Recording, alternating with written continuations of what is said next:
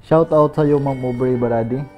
So, ang katanungan po niya sa akin mga ka-backyard, Idol, tanong lang, nakakalipad ba ang USL key ng mataas?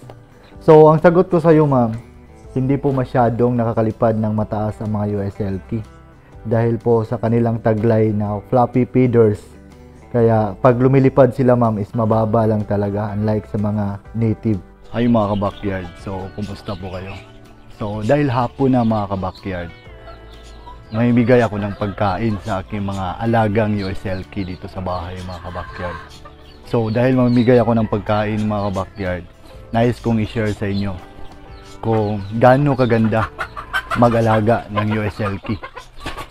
So tapusin mo ang video na to ka-backyard para malaman mo ang mga ibibigay ko sa inyong kasagutan kung gaano nga ba kaganda mag-alaga ng USL key, Chinese Selkie sa ating backyard mga ka-backyard. So wag na nating patagalin mga ka-backyard, start na tayo. Hi mga ka-backyard, kumusta po kayo? So bago tayo mag-start mga ka-backyard sa ating topic kung gaano nga ba kaganda mag-alaga ng USL key sa ating backyard o di kaya sa ating bahay. So mayroon akong isang librong nabasa mga ka-backyard tungkol sa Chinese Selkie o yung tinatawag nilang USL key na may taglay na floppy feeders sa kanilang mga balahibo. So, nais kong ibahagi sa inyo mga ka-backyard ang aking nabasa kung saan nag-originate ang Chinese Selkie. So, ang Chinese Selkie po mga ka-backyard is nag-originate po siya sa Asia at nagsimula siya mga ka-backyard sa China. So, mayroon pong dalawang kategory mga ka-backyard ang Selkie sa China, yung color black and white. So, ang white po mga ka-backyard is nag-symbolize po ito sa enjoyment ng kanilang Chinese Emperor. At saka mga ka-backyard, ang white Selkie chicken is nag-symbolize po ito sa power of Chinese Emperor.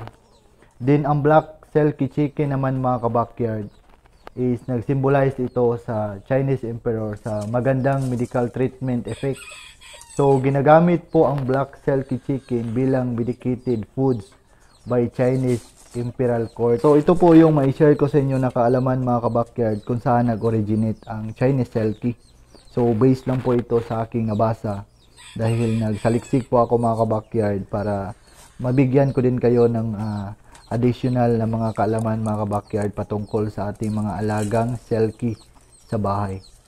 So, pumunta na tayo sa topic natin mga ka-backyard kung gaano nga ba kaganda alagaan ng mga Selkie sa ating backyard o di kaya sa ating bahay.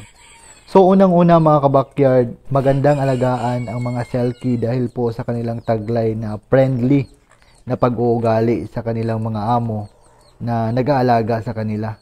So, hindi po sila mailap mga ka-backyard at saka pag once hinahawakan nyo sila, is nagpapahawak agad sila. Unlike mga ka-backyard sa mga native chicken na kailangan mo pa silang habulin mga ka-backyard o di kailangan mo pa silang pwersahin para mahawakan mo sila ka-backyard. Lalong-lalo na pag hindi sila sanay sa'yo. So, mahirapan ka talaga mga ka-backyard pag hawak sa kanila.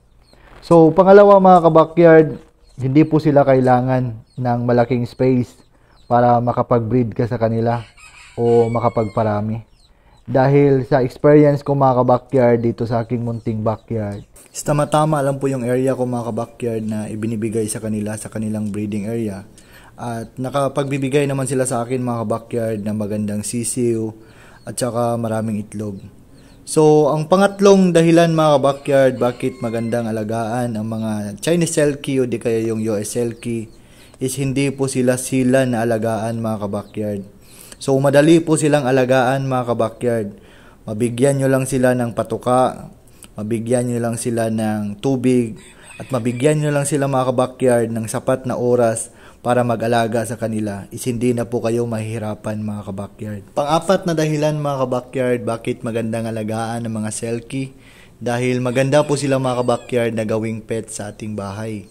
Dahil sa kanilang napakagandang postura at sa napaka-fluffy nila na mga feeders o mga balahibo mga ka-backyard. So baka sabihin nyo mga ka-backyard dahil sa angkin nilang kagandahan at sa angkin nilang napakaangas na postura ng dahil sa kanilang fluffy feeders is hindi na natin sila pwedeng gawing meat production mga kabakyard. So nagkakamali po kayo mga kabakyard. Ang mga Chinese Selkie mga kabakyard o US Selkie is maganda po silang gawing meat production mga kabakyard. Unang-una, ang kanilang karne mga kabakyard is color black po yan. At saka maganda din yung karne nila mga kabakyard for medicinal purposes. So, kapag mayroon kayong maraming Selkie sa bahay mga kabakyard, advice ko sa inyo, try nyo mag-ihaw mga kabakyard dahil napakasarap po ng karne ng US Selkie o di kaya yung mga Chinese Selkie mga kabakyard. So, hanggang dito lang yung video ko mga kabakyard. I hope may natutunan kayo sa topic natin for today.